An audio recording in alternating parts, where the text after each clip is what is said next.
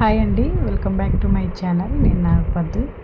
ఈరోజు వచ్చేసి క్యాప్సికమ్ వంకాయ పచ్చడి అయితే చూపిస్తానండి. చాలా టేస్టీగా సూపర్గా ఉంటుంది. దోశల్లో తిన్నా, రైస్లో తిన్నా, చపాతీలో తిన్నా బాగుంటుంది. సో బయట అయితే వర్షం పడుతుందండి.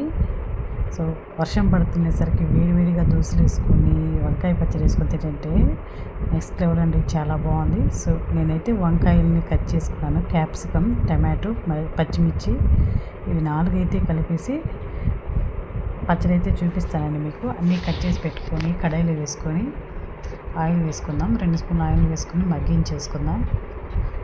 కల్లుప్పు 1 స్పూన్నర ఇలా వేసానండి. వేస్తే త్వరగా మగ్గుతాయని.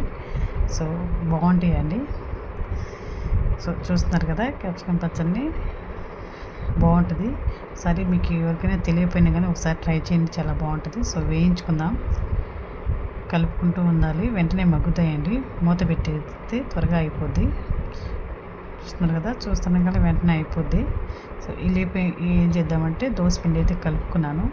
దోశలు వేసేసి హాట్ బాక్స్లో అయితే వేసుకుందామండి. 2 ఒకేసారి పని అయిపోతాయి కదండి. అవి పచ్చడికి అయిపోయేలోపు ఈ దోశలు కూడా వేసి హాట్ బాక్స్లో వేస్తే ఒక పని అయితే అయిపోతుంది. సో పిల్లలు కూడా ఆకలి ఆకలి అంటున్నారు.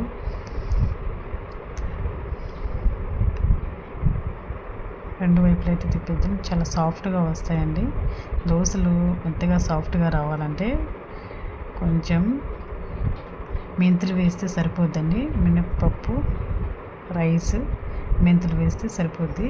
8 గంటలు అలా నానబెట్టుకొని పిండి గ్రైండ్ చేసుకుంటే చాలండి. గ్రైండ్లో వేసుకుంటే ఇంకా మెత్తగా బాగా వస్తాయి. సో గ్రైండర్ లేని వాళ్ళు మిక్సీలో వేసుకున్నా సరిపోద్దండి. సో అవి కలుపుకుంటూ పచ్చడికి ఒక పక్క దోశలు అయితే వేసేసుకుందాం.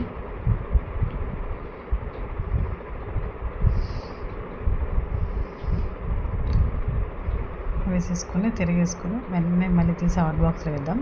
చూడండి, పచ్చడికి ఆల్రెడీ మగ్గిపోయాయి. ఇంకా ఆపేసి కొంచెం చల్లార్చుకుందామండి. ఈలోపు దోశ కూడా అయిపోయింది. దోశ కూడా తిరిగేసేసి కొంచెం ఆయిల్ పైన చల్లితే కొంచెం మెత్తగా ఉంటాయండి, అందువల్ల వేసాను. ఇప్పుడు ఏం చేద్దామంటే వెల్లుల్లి రెబ్బలు కట్ చేసి పెట్టుకొని టమాటో, కొంచెం చింతకాయ పచ్చడి కూడా వేసానండి. పుల్లగా బాగుంటుంది. కొంచెం జీలకర్ర 1 స్పూను అన్నీ వేసేసుకొని కలుపుకొని అవన్నీ చల్లారనిచ్చి ఇప్పుడైతే మిక్సర్ జార్లో అయితే వేసుకుందామండి. వేసుకొని ఎక్కువ మెత్తగా మాత్రం వేయొద్దండి. కచ్చా పచ్చగా మన రోట్లో వేసుకున్న టేస్ట్ అయితే రావాలి. సో ఆ విధంగా వేసుకోవాలి. ఇక చూడండి, నేను చెప్పిన విధంగా అయితే వేసుకుంటాం. మరి మెత్తగా